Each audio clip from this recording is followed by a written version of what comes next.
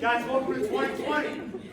Man, something about the spring semester, it's just like, it's one of those where you kind of want it to be as hype as the fall semester, but it kind of like, you're kind of coming in, it feels like the middle, but it also feels new, you feel tired, you just came off break, like some of you guys got in town like this morning or, yesterday morning and stuff, so, but it's good to be back. It's good to be back with everybody, hanging out. We got some really fun stuff in store this semester. It's going to be an amazing semester.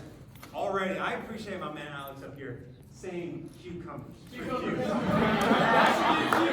was inspiring. Anybody see, it reminded me of, if you ever go on YouTube and watch Family Feud Fails, right? Where Steve Harvey asked the guy, he said, hey, name somebody's name that starts with the letter H. Dude goes real quick. He says, Jose. It's like, he just lost it. So, that means he's spiritual. I did that right there. That was awesome. All right, I got another question. Now, if you were to try to do something, but you didn't know the fundamentals of that thing at all, what things would be like the biggest disaster? If you tried to do something, you didn't know the fundamentals. Flying an airplane. For sure. The fundamentals, I feel like that would be extremely hard anyway. But yeah, flying an airplane would be a disaster. JK. Going to war. What? Going to war. Okay, yes. Kind of morbid, but yes. Very good.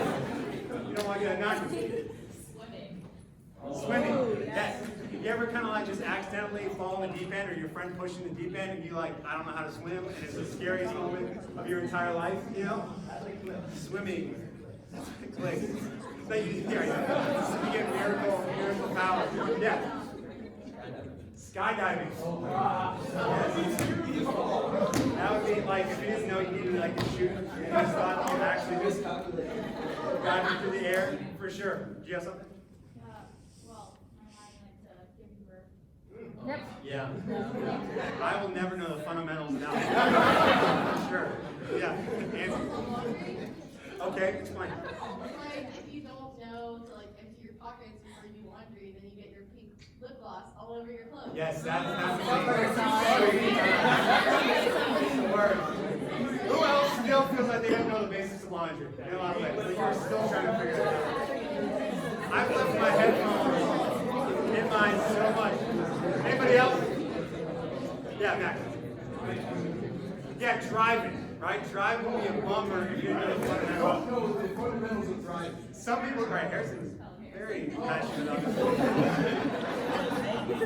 I think I've seen Harrison put on social media diagrams of how you should never drive in the left lane unless you're only passing somebody, and be so much more efficient if you did that. Right? You did that once? I've certainly given people lectures about that. Right. I don't want to fix the diagram, but yes. I'm thinking imagine if you didn't know, maybe you didn't know the fundamentals of eating, and so maybe you're meeting your boyfriend's parents for the first time or something like that at a restaurant, and you just don't know you're supposed to use the fork, and you smash your face into the lasagna in front of you because that's what you feel like you're supposed to do, right? Or how about not knowing the fundamentals of hugging somebody? Right? And you just slap them on the face or something like that. You just don't know. Right? The fundamentals of stuff, so important, right? You even think about school. I remember the class I hated most was my computer science class, my computer program. Yeah. Because I changed my major because of that class. Became a marketing major, which is so much more wimpy, but was better.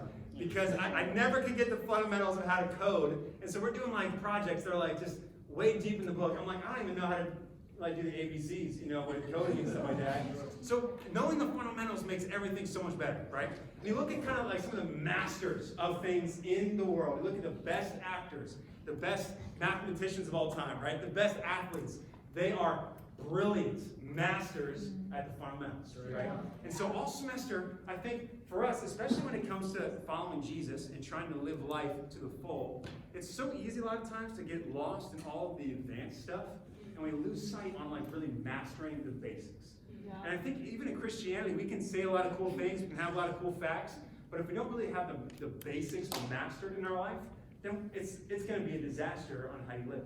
And so this whole semester, or kind of at least for the first half of the semester, we're going to be going through, taking a deeper dive in the basic fundamentals of really how to follow Jesus. And so it's going to be awesome. And so the theme that we have for the year to kind of start us off, right? We need a little bit of a drum. Can we get a drum?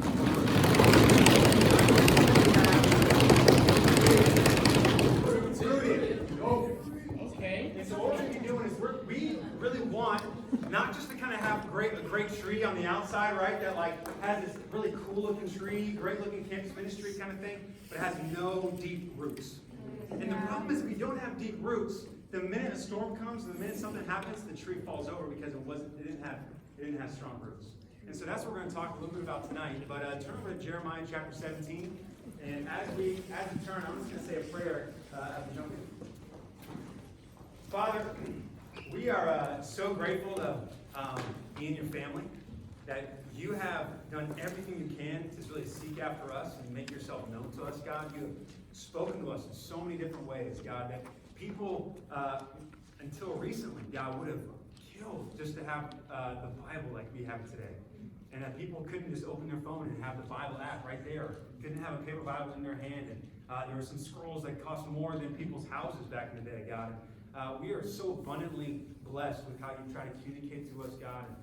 Thank you so much for sending Jesus as the main communicator of who you are and of your words.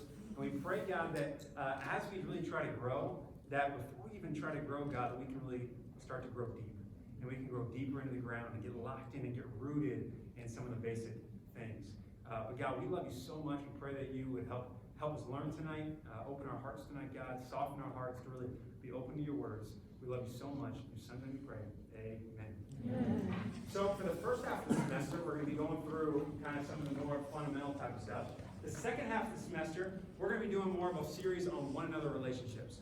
And so this is going to be a really, really fun semester. And I'm hoping that, like last year, 1 Peter, talking about brand new, was incredible. So many huge topics in there that were like, between revolutionary, helped me a ton. And so we thought we'd just kind of make it a little bit more simple this semester and just say, okay, let's just start with some of the basic kind of things, right? And so to me, the most basic thing that you can possibly have before, like, if you're going to try to follow Jesus, is really, really simple. And it's in Jeremiah chapter 17, which we're going to start in a minute. But it's basically this: trust God. That's about as simple as it can possibly get. Okay, God, you are the creator God. You created me in my mother's womb. You created the earth with mere words. You've created every single person on this planet. You know how to live life to the full. I'm going to listen to what you say, right? It gets about as basic as that. But it's funny how even that most basic concept, people are like all over the place on really just that basic thing, right? And so I wanted to ask you just something right from the get-go. Like, we're entering into a new year, and a new year, I mean, obviously resolutions, like Derek said, are a massive part of the new year. Resolutions last like max, usually like 4 days, right, for a lot of people. And so if you've gone more than like a month with your New Year's resolution, you are incredible, right? You're awesome. And so, but a lot of times, one of people's resolutions to start the year is, man, I really want to grow my relationship with God. I really want to walk closer with God. So I just wanted to ask for a second, what really helps you, for those of you that maybe have been Christians going into the new year at different times, or into a new semester, what helps you feel like you can go into a semester strong, walking with God, and some tools that kind of help you really go into a semester close to God? Anybody just want to share some things that help? Share. Some people to keep me accountable.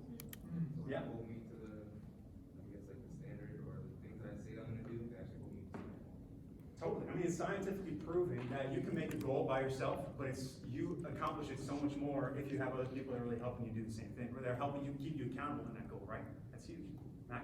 Like to me, like prayer is really big, especially next semester, and like really mapping out your own things that you guys goals for your certain semester or want to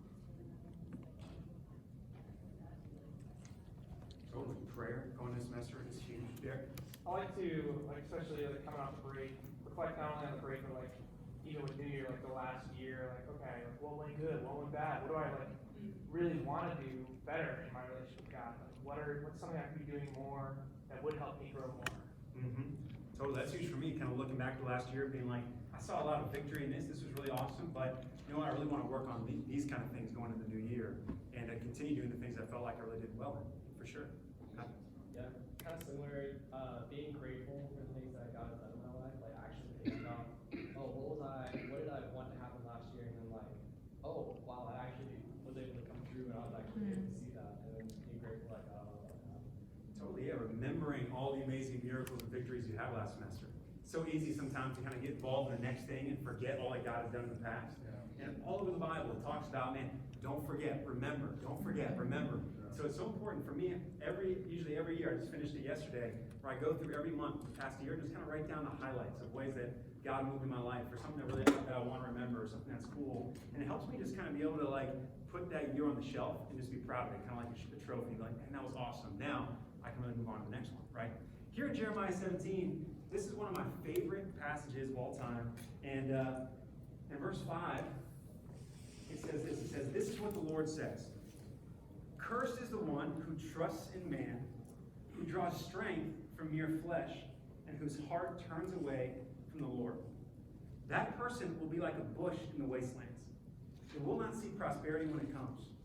They will dwell in the parched places of the desert, in a salt land where no one lives. But blessed is the one who trusts in the Lord, whose confidence is in him.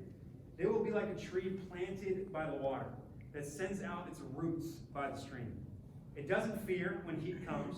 Its leaves are always green. It has no worries in a year of drought, and never fails to bear fruit. As you read this, what are some of the things that just kind of stand out to you? Like as I was reading that, like what was like, ooh, I kind of like that part. That part kind of hit me. Anything in there? I was like, man, I really like this about this passage. Yeah, Matt? Does not fear when heat comes.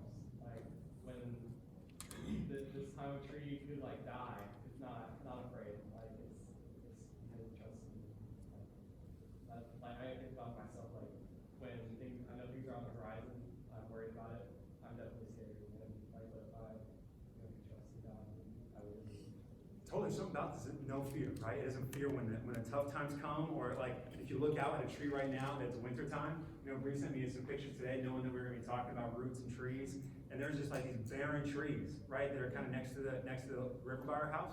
But you're not like worried, like, oh no, it has no leaves, because you're like, oh, it's winter time, right? So it's going to come later on. But it's like because you know that it's a tree that's planted by the stream, it's a healthy tree, so it's not the season for it yet.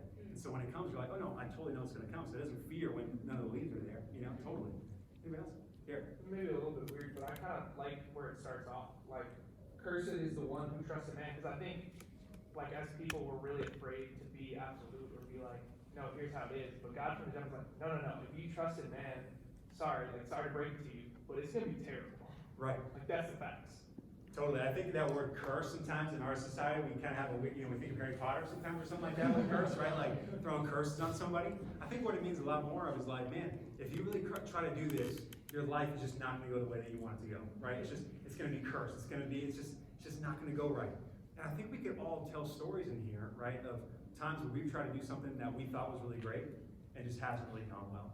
Or you look at the world that have tried to do things certain ways, right? Or that have been like, this is the new way to do it politically, or this is the new nation that needs to kind of come up, or this is the only way you can, whatever, different man-made kind of philosophies and ideas. Look at the world, it hasn't necessarily gotten better, and it's kind of like a lot of things just haven't been awesome with it. But the things that usually work in the world are the principles that Jesus talked about anyway, right? Loving your neighbor as yourself, peace, right? Not war, all that kind of stuff, right? Those kind of things end up working, but whose teachings were in there? Jesus, right from the get-go, right? So man's ways really don't work at the end of the day. Totally. I love that. What else? Harrison? I like where it says, blessed is the one who trusts the Lord, whose confidence is in him.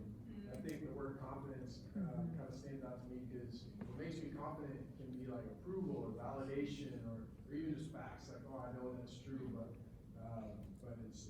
it takes something else. It's really hard for me to get my confidence from God. Like, regardless of what's going on around me, I can have faith in God. Yeah. Yeah, I love it. Totally. That's my share. Mike? Yeah, I think it's pretty cool how it talks about how like trusting and the confidence and all the other things are like a result from that. And then it's like bearing fruit is inevitable at the end. Like once you put your trust and your confidence in God, like those are all like everything else that follows is a product of that. And regardless of what happens, like you're never gonna cease to bear fruit. And I'm like, that's kind of crazy. Like you just do two things, which are pretty difficult to do, but like those two things, and then at and God just like flows and works all these incredible things through you just by doing that and staying rooted in Him. So I thought that was cool. Totally. Fruit always comes in the right environment, right? You don't have to like force fruit to come in that thing. As long as you kind of give it the right soil and the right sunlight and water right there, or whatever else that particular plant needs, it's obviously going to bear fruit because that's what it's supposed to do, right?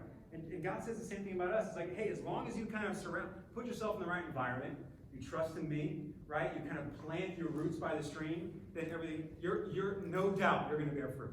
You're not going to fear, you're not worried when stuff comes that, hey, it's going to be okay because you're planted by the stream. One of the things that always stands out to me is that idea where it says that person in verse 6 will be like a bush in the wastelands, right? Kind of like, they'll be like a tumbleweed, right? You kind of juxtapose the two images of a tumbleweed and then a tree planted by the stream. That's like this epic, big, awesome tree, right? And then it says, they will not see prosperity when it comes. What it doesn't say is that they will not have prosperity. Right. It says that they won't even be able to recognize it when it comes. A lot of times when we don't trust in God, God's doing so many things around us that are like He's really trying to get our attention. He's trying to do things for us, but because we don't trust Him, we don't actually see the things that God's really doing in our life. And so prosperity comes, but our eyes are kind of blind to what He's trying to do.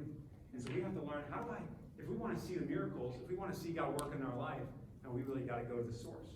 What we're going to talk about tonight is that verse 8, where it talks about how they're going to be like a tree planted by the water that sends out its roots by the stream. You know, roots are like one of the coolest, craziest things of all time. I mean, you look at the roots on this bad guy right here. You know, like roots planted by the stream, like this incredible tree. You could put a hammock in there. You could put like birds probably in there. Squirrels are all up in that thing, right? But like, it's a beautiful tree, but it's the root system that you can't see. It's just absolutely extraordinary. You look at this guy right here. Like, the roots are bigger than the actual trees, you know? Yeah. And if you know anything about roots, when roots go into the ground, it's the first thing that grows. So you put a seed in the ground, roots go down in there, it's the first thing that grows down before it can blossom up. And roots, every time they go down, they're searching for something. They're searching for water. And so as roots go down, they're kind of like looking for where the water is. They're kind of trying to get to the source of life for them. Because once they fill up with that water and the nutrients, it helps the rest of it get a chance to grow. And so when Jeremiah right here is talking about how the one that's really successful is the one that plants their roots by the streams of water.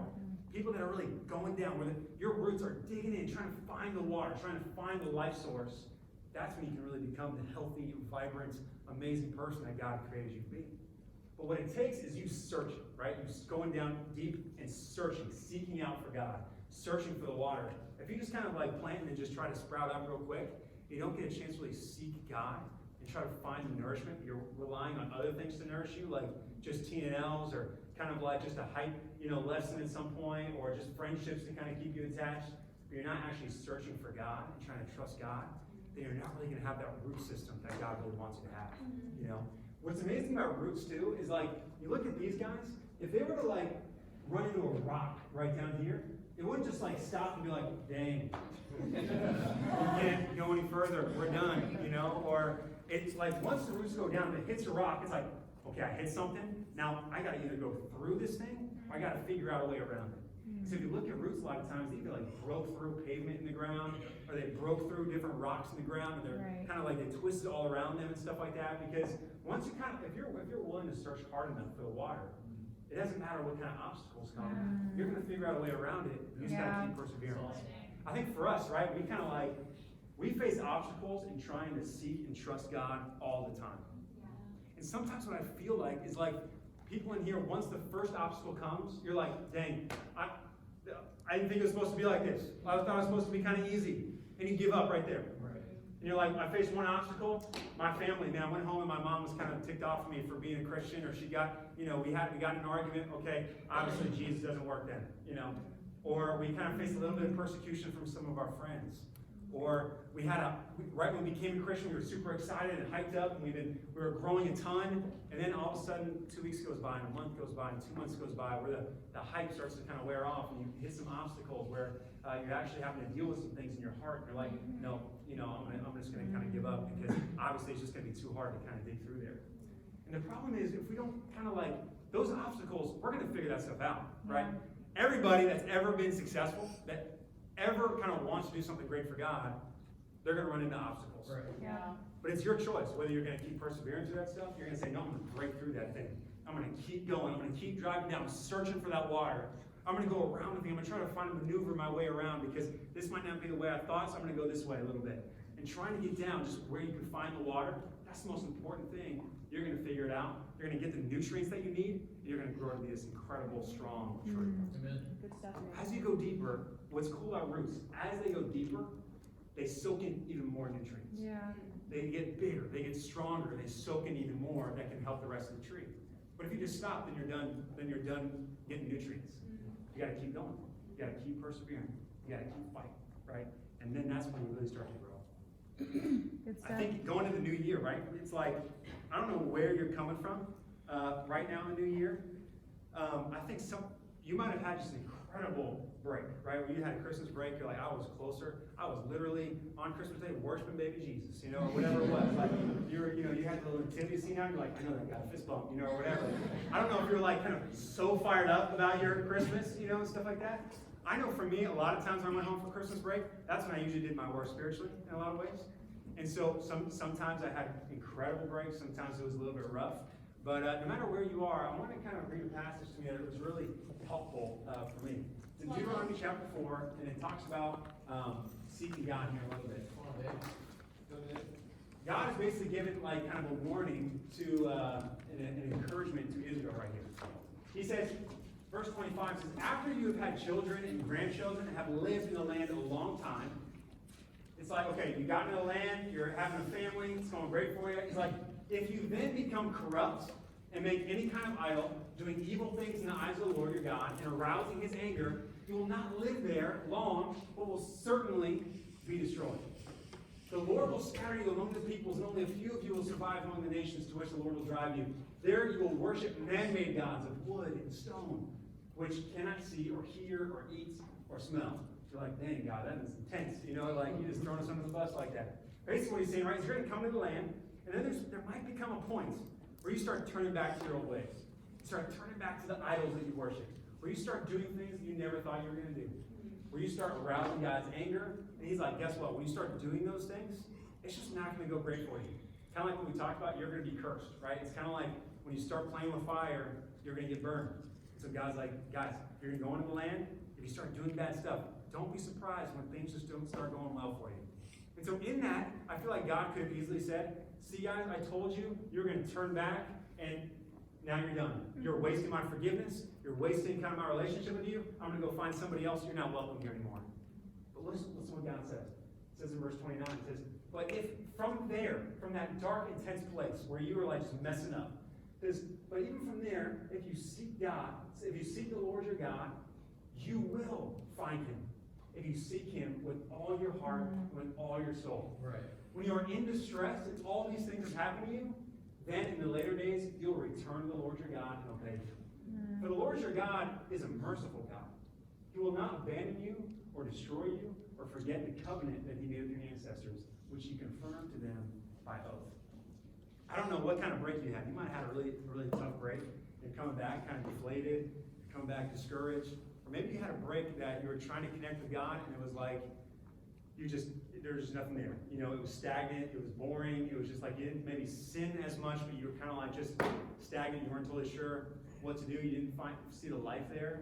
I just want to let you know that right now, forget all that stuff. Yeah. God doesn't see you for what you did in the last week. God says, no, even right now, in whatever situation you're coming into right now, if you stop and you turn back and you start seeking me again, it's gonna start going really great for you. Right. And I'm gonna bring you back into the land. I'm gonna restore everything that I had in you because I made a promise to you. When you decided to follow me, I said I forgive you. And I said I was gonna be with you always to the very end of the age. So don't worry if you messed up a little bit. We knew those obstacles were gonna come. Just right now, make the decision now. You're not gonna keep going down that path, but you're gonna start seeking me again.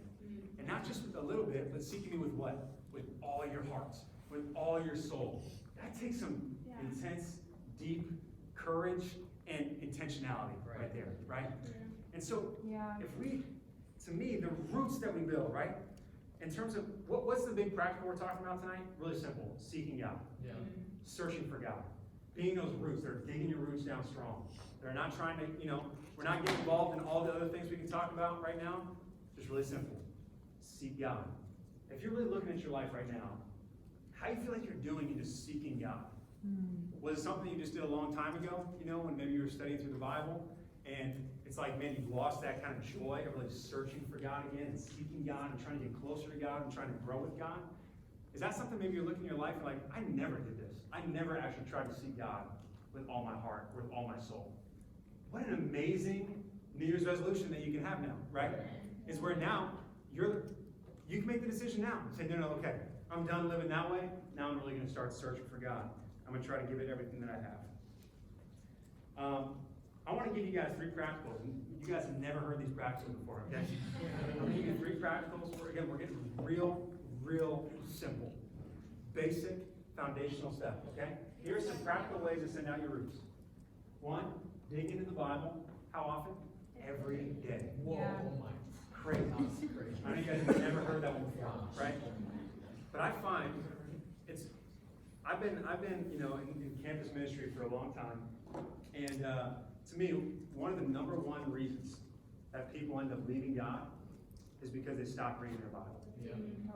And sometimes I get a little bit afraid of just how, what is the state of this room in terms of, if we were to take a poll, what percentage of people in this room are reading their Bible every single day?